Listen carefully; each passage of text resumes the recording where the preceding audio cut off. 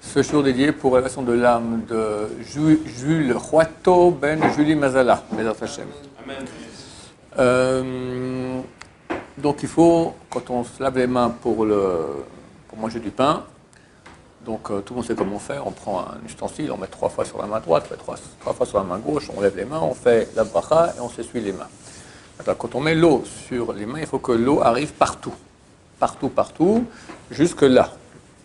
Bediavad, si on n'a pas suffisamment d'eau, pour d'autres raisons qu'on va maintenant évoquer, alors si ça arrive que il n'y a que les phalanges qui ont été mouillées et la paume de la main, cette partie-là devant et derrière n'a pas été mouillée, c'est valable aussi. Le Ben Ish Chai dit sans bracha, le Rav Yosef dit avec bracha, bon, chacun fera comme il veut, c'est l'avis de Rashi, d'accord? Tous les avis disent qu'il faut que ce soit jusque-là. Rashi dit, ça va même si on fait que les doigts, donc en cas de grande nécessité, on peut compter sur l'avis de Rashi. Quel cas de grande nécessité? Donc un cas premier que je dis où on manque d'eau. Mais attention, il faut quand même qu'il y ait révite, donc 50 millilitres d'eau qui soit versée sur la main minimum. D'accord? Sinon, ce n'est pas fait. Sur chaque main. Maintenant, un autre cas qui est plus courant, aujourd'hui, au Hachem de l'eau, il y a dans les robinets, tout ça, c'est rare qu'on n'ait pas d'eau, mais un qui est plus courant, c'est quelqu'un, il a une blessure. Qu'est-ce qui se passe s'il a maintenant, voilà, une blessure ici, il a un sparadrap ou un bandage, d'accord. Alors comment il fait? Non, mais là, tu n'as pas de bandage. Ah, d'accord, voilà, s'il y a une blessure, il n'y a pas de bandage, il fait une éclat dessus, terminé, il n'y a aucun problème. Maintenant, il a une blessure, et il a un plâtre, il a un bandage, il a quelque chose qui fait écran entre l'eau et la main. C'est le problème, c'est quelque chose qui fait écran. Quelqu'un il a un morceau de goudron, il a un morceau de couleur, quelque chose qui fait écran, de couleur épaisse, d'accord, qui fait écran, la n'est pas valable, d'accord. Donc il faut que ce soit vraiment que l'eau aille partout sur la main. Maintenant, si on a une chose qui fait écran, alors on n'est pas rendu quitte. Par exemple, les femmes, quand elles ont des bagues, alors ça dépend. Ça dépend si la bague, c'est une partie intègre d'elle ou pas. Alors comment on sait? On pose la question, pas la vaisselle, lorsque vous faites de la pâte, d'accord? Une femme juive, elle fait de la pâte, elle fait des chalotes pour Shabbat, d'accord? Quand tu malaxes la pâte, d'accord, tu pétris la pâte, est-ce que tu enlèves la bague ou pas? Si elle dit bien sûr j'enlève la bague, alors ça fait écran, parce que c'est une chose qui est étrangère à elle. Mais même si elle garde la bague même quand elle pétrit de la pâte, c'est vraiment une partie intégrante de son corps, donc là ça fait pas écran entre elle et sa chair. Maintenant, si tu as un bandage, évidemment ça fait écran. Personne ne vit avec un bandage toute sa vie, d'accord? Alors comment on fait? Alors c'est permis, la Chad est comme ça, la stricte, elle dit que si maintenant le bandage est qu'au lieu de la blessure, tu peux l'enlever le bandage. Fallait-il là et remettre le bandage, c'est le top. Alors tu ne peux pas, des fois tu as une blessure, d'accord, tu n'as pas le droit d'enlever le bandage, etc. Alors dans ce cas-là, ce bandage il est juste exactement sur la blessure, alors il ne fait pas écran. Tu verses l'eau sur la main avec le bandage, et vu que le bandage n'est que sur l'endroit de la blessure, ça ne fait pas écran. Le problème, ça c'est au niveau de la halakha. Mais moi, je ne connais pas un bandage de ce type-là. Aujourd'hui, tous les bandages, ils dépassent. D'accord, Chazal, on parle du temps du Talmud, ils mettaient un petit truc dessus comme ça, c'était leur bandage. Maintenant, je ne sais pas quand. Aujourd'hui, tu as un plastique, tu as un machin, tu as un crochet, tu tout. Voilà. En plus, ça abîme, d'accord. Donc, dans ce cas-là, si maintenant le bandage, si tu peux faire en sorte, un cas hypothétique, je ne sais pas comment on fait, que le bandage n'est que sur l'endroit de la blessure, et ce n'est pas un problème de verser de l'eau dessus, tu fais comme ça, et c'est valable, tu fais la bracha. Si par contre, comme c'est d'habitude le cas, le bandage il excède, il va plus loin que le lot de la blessure, il va sur la chair aussi, la lentilla n'est pas valable. Alors qu'est-ce qu'on fait? La seule façon d'autoriser, soit tu ne manges pas de pain, soit si tu veux vraiment manger du pain ou du cheval, etc., tu mets un gant sur ta main. Tu ne peux pas mettre un gant, tu mets un sac en plastique, quelque chose que la main ne pourra pas toucher le pain ou les aliments de façon directe.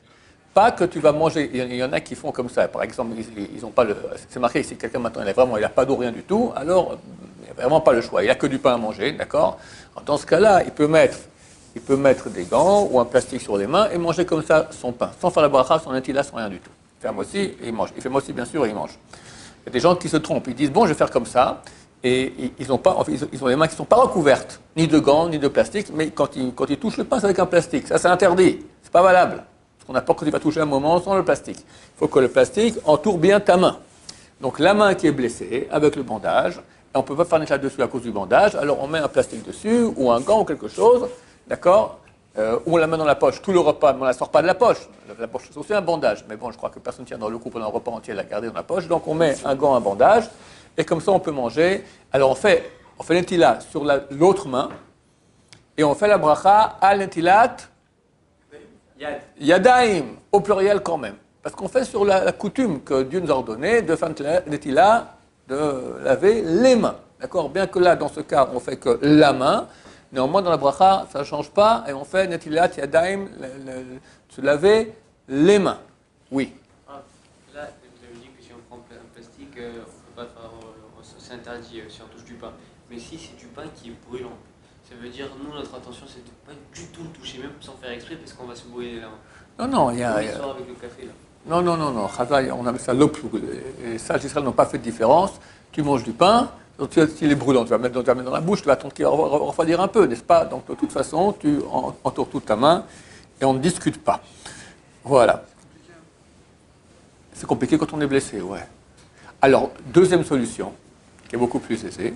Si maintenant la blessure n'est pas dans les doigts, elle est sur la paume de la main. Qu'est-ce qu'on fait? On va compter sur l'avis de Rashi, qui dit que si tu fais jusque-là, c'est valable. L'autre main qui est bien, tu fais en entier. Là, tu fais jusque-là. Tu ne touches pas l'endroit de la paume de la main parce qu'il y a la blessure ou le bandage, etc. Et dans ce cas-là, tu fais la bracha sans problème à l'Netilat Yadayim. Oui. Quand l'eau coule, on fait comme ça ou comme ça vers le bas. Alors, ok, tu poses la question, l'eau qui coule. Ouais. On en parle beaucoup dans le Shulchan Aruch, dans les lois, etc. Il faut comprendre une chose. Pourquoi est-ce qu'on fait 3 fois? On fait 3 fois. 1, pour nettoyer la main s'il y a de la saleté. 2, parce que c'est la netila. On fait la netila. Et l'eau qui reste, elle est impure. Et 3e fois, pour enlever, dégager l'eau qui est impure avec de l'eau pure. Il faut comprendre que l'eau est impure qu'à condition que tu aies versé moins de révite. Passe-moi ton verre. Dans un verre pareil, révite, voilà, c'est 1/3 du verre. 1/3 du verre. Qui fait l'intila avec 1/3 de ce verre d'eau? Personne au monde. Donc ces lois dont on parle, que l'eau va aller, le rendre impure, etc., c'est obsolète, c'est fini. C'est peut-être un temps où l'eau était extrêmement rare, les gens faisaient l'intila comme ça, comme ils avaient des mains toutes petites, je ne sais pas comment ils faisaient. Déjà, le Chavorois, il dit tu vois très bien qu'avec révite, on ne peut pas faire. On parle même de faire révite sur les 2 mains, d'accord? C'est vrai que si tu fais les 2 mains à la fois, c'est valable. Mais techniquement, aujourd'hui, où on a des mains de géants par rapport à eux, ou, je ne sais pas, l'eau ici, ou je ne sais pas. Le Mishavura, déjà, il y a un siècle qui dit c'est impossible.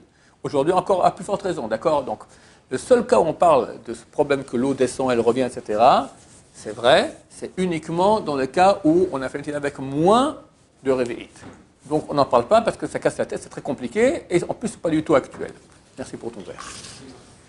Et si c'est, vous voyez, les plâtres, si c'est en plâtre, du coup, s'il y a de l'eau qui vient, c'est interdit de toucher l'eau, le plâtre maintenant, parce que le plâtre en général, c'est... Alors, en cas où il y a un plâtre, on peut faire un tila, alors on met un gant sur le plâtre et on mange avec, on fait un tila sur l'autre, mais on fait la bracha. D'accord? Oui. Une blessure sur les doigts. Pardon? Si j'ai une blessure sur le Une blessure sur le doigt. Donc je mets un gant. Ouais. Et après, l'autre main, je prends un étilat entièrement. Voilà, tu fais la bracha exactement. Voilà, exactement. L'autre main, c'est 3 fois aussi. Alors, le 3 fois, comme je dis, à l'origine, on fait 3 fois, mais c'est une coutume. Quelqu'un veut faire une fois, c'est valable aussi du moment qu'il y a au moins révite. Que l'eau soit pure et voilà. C'est bien de faire 3, ça purifie plus, mais tout à fait une fois comme ça, c'est tout à fait valable. D'accord? Ça a bien mis partout dans toute la main. Ça a à voir avec cela. Certains poskim écrivent que si maintenant, voilà, j'ai fait netila avec une main, et après, par inadvertance, j'ai touché avec ma main mouillée, ma main sèche. Vu que cette main est impure, et il y a de l'eau ici, de netila, ça impurifie l'eau, ça impurifie la main. Ou maintenant, par exemple, j'ai fait netilat yadayim sur mes 2 mains, par exemple, ou sur une main, peu importe, et quelqu'un est passé et a touché ma main. D'accord? Vu que cette personne-là n'a pas encore fait netilat yadayim, il impurifie ma main. C'est écrit même un enfant qui a 1 jour. D'accord? J'ai la main mouillée, du coup, je sais pas, il y a un gosse, tac, il touche ma main, il a 1 jour tout petit, d'accord, hop, il touche ma main, ça rend impure ma main. C'est un avis comme ça. Un autre avis, ça c'est l'avis de Rav Ovadia Yosef. Le Rabbi Sambachou dit non, il prouve, point de vue ilchatique, d'accord, que tout ce qu'on dit maintenant que l'eau que j'ai sur la main, elle impurifie, c'est uniquement, le seul cas, c'est quand c'est de l'eau, du jet de Netila. Tu es en train maintenant de faire Netilat Yadayim, et il y a, avec un keli, avec un ustensile, et il y a moins de réveillite qui arrive sur une main. Quelqu'un maintenant, il fait Netilat Yadayim, d'accord, et il met moins de réveillite, moins de 50 millilitres sur sa main. Cette eau, elle est impure. Elle est impure. Il doit refaire de nouveau Netilat Yadayim pour enlever tout cela. Il y a même qui doit essuyer et refaire. Mais on peut compter sur l'avis qui dit, c'est pas valable comme Netila. Maintenant, moi je fais Netilat maintenant Yadayim sur ma main gauche, d'accord, je verse comme ça. Et il y a un peu d'eau qui est arrivée du jet sur ma main. C'est pas réveillite. Ça provient du jet d'eau. Ça, c'est impur. Et à un moment, il faut l'essuyer et refaire une Netilat Yadayim. Mais c'est extrêmement rare un cas pareil. C'est extrêmement rare. Comment maintenant, peut-être quelqu'un qui fait Netilat Yadayim à côté de moi, il fait comme ça, d'accord, et hop, c'est une partie qui gicle sur moi, sur ma main, et donc ça c'est de l'eau de Netila, c'est moins de réveillite, cette eau-là elle est impure, il faut l'essuyer et faire Netilat Yadayim dessus, ça impurifie. Donc il y a deux avis. Un qui dit que toute main mouillée d'eau de Netila, elle s'impurifie au contact d'une autre main. Un avis qui dit que non, c'est uniquement maintenant s'il y a moins de révite d'eau qui provient du jet de Netilat Yadayim. C'est dans ces cas-là. Voilà, avec cela, vous sortez de tous les problèmes de contact impurifiant. Une question intéressante. On a déjà parlé la dernière fois que normalement, toutes les mitzvot, on fait la bracha avant la mitzvah. Pourquoi Netilat Yadayim on fait entre se laver les mains et s'essuyer? Parce qu'il se peut que les mains seront sales, et ce n'est pas kavod, ce n'est pas honorable pour la bracha de faire la bracha avec les mains sales. Alors qu'est-ce qu'on fait? On se lave les mains, et après, vu qu'on doit faire les brachot avant la mitzvah, alors on fait la bracha et on essuie, on considère que essuyer, c'est la fin de la mitzvah. Maintenant, Rabbi Samson Bachoul, il prouve que ce n'est pas du tout vrai que l'essuyage, c'est la fin de la mitzvah. Il prouve de Maran que quand les mains sont mouillées, tu as mis maintenant, si tu as fait gréville, tu as bien mis de l'eau comme il faut bien, il n'y a pas d'eau impure sur tes mains, la mitzvah elle est terminée. Et il dit, et c'est un cas où on fait la bracha après. Voilà. Rabbi Yosef n'est pas d'accord. Il dit non, il dit que l'essuyage, c'est la fin de la mitzvah. Qu'est-ce que ça change? Ça change une chose qui est extrêmement courante. Quelqu'un fait une Netilat Yadayim, ici à la yeshiva, Shabbat soir, d'accord? Tout le monde fait le kiddush, tout le monde fait une Netilat Yadayim. Toi, tu commences à faire une Netilat Yadayim, un autre coup de toi, il fait ah, Netilat Yadayim. Tu as déjà mis de l'eau sur tes mains. Tu réponds amen ou pas? Question très très difficile. Alors, il y a deux avis. Rabbi Yosef, il dit, mon cher ami, la mitzvah elle a commencé seulement quand tu as fait la bracha. Tu as fait la bracha et tu vas essuyer. Là, tu fais la bracha avant de faire la mitzvah. La mitzvah, c'est essuyer. Donc, tant que tu n'as pas fait la bracha, tu peux répondre amen. Rabbi Samson Bachoul dit exactement le contraire. Il dit, on fait la mitzvah avant la bracha. Quand tu laves, c'est là que tu fais la mitzvah de Netilat Yadayim, tu te laves les mains. Et quand tu fais la bracha, tu fais la bracha pour après la mitzvah. L'essuyage, c'est rien. Donc, il ne faut surtout pas répondre amen dès que tu as commencé à te mouiller les mains. Mais une fois que tu as fait la bracha, que tu t'essuies, là, tu peux déjà répondre amen. Alors, on est bien embêté. Alors, qu'est-ce qu'on fait? Vu qu'il y a une loi qui dit que dans un cas où on a un doute, on doit répondre amen ou pas, on ne répond pas amen. C'est extrêmement grave de ne pas répondre amen. C'est extrêmement grave. Il y a un zohar terrible que j'ai montré un jour à Ovadia, aussi un autre dernièrement, d'accord? Mais si on a un doute, on doit répondre amen ou pas, on ne répond pas amen. Par exemple, vous savez très bien que, je répète ici parce que c'est bien que les gens entendent cela, c'est très courant, surtout en France, que le Cher Tzibour, quand il fait la Chazara, il ne doit pas commencer, il a fait une bracha, il ne doit pas commencer la bracha après avant qu'il laisse le temps à la majorité du public. Il y en a qui disent tout le public de répondre amen. Et très souvent, ils sont pressés, ils font très vite. On n'a pas le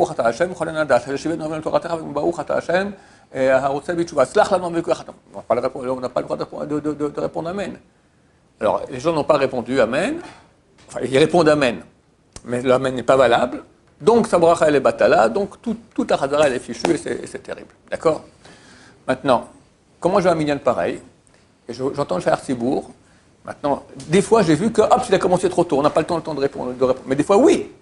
Attends, si je ne réponds pas à une fois où il n'a pas commencé trop tôt, je n'ai pas répondu à Amen Bracha, c'est extrêmement grave. Alors je réponds pas. Mais je ne sais pas moi à l'avance s'il va commencer tout de suite après. Ou des fois, il commence tout de suite après, des fois, après il laisse le temps de répondre Amen, une seconde environ. Alors, je réponds pas. Alors là, je pose la question à Rabbi Sambachol lui-même, il m'avait dit, tu réponds pas. Pourquoi? Parce que Safek, Amen, quand on fait un Safek, si on doit dire Amen ou pas, on ne dit pas Amen.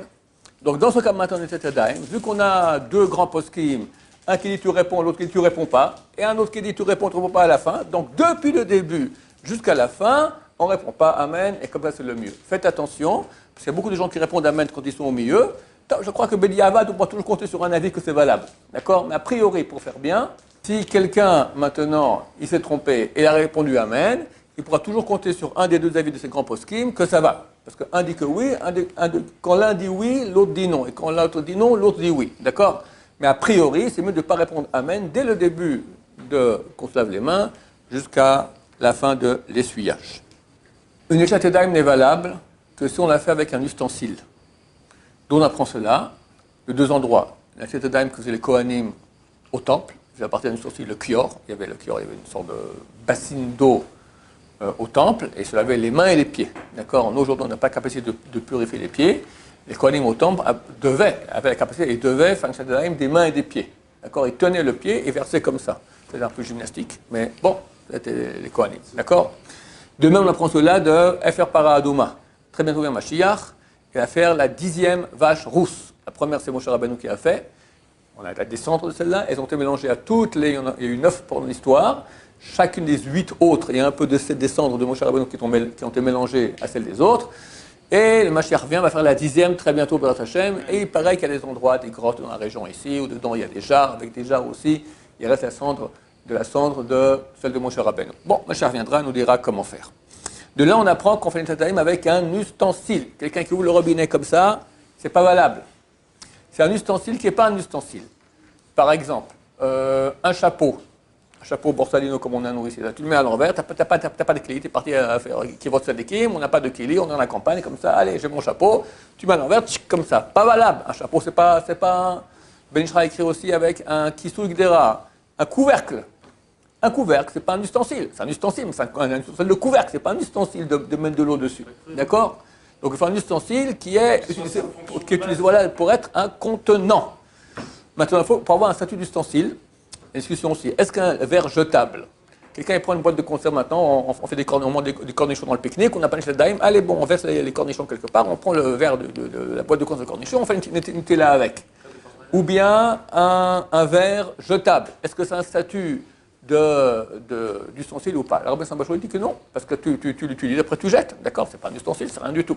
On dit, il dit que oui, on peut continuer là-dessus, mais il dit quand même, ça vaut la peine que quand tu l'utilises, tu penses que tu vas encore l'utiliser encore plusieurs fois. Si on est toute la yeshiva, alors la boîte de conserve, on l'utilise, c'est bon, on va l'utiliser pour tout le monde, ou le même verre jetable, on le passe à tout le monde, comme ça, ça a plus un statut d'ustensile qu'un ustensile jetable. Mais si on peut éviter, c'est mieux, parce que pas tout le monde est d'accord sur cet avis-là. Oui. Quand on est à l'hôtel, par exemple, il y a des verres dans la salle de bain. Un verre, ça va. Si on fait une étilade, parce qu'on se dit qu'on va essayer une semaine à l'hôtel tous les matins, on Ouais. va devoir faire une étilade. Ouais. Le verre, c'est un ustensile à 100 000%, il n'y a aucun problème. Baruch Adonai, l'olam, amen, amen.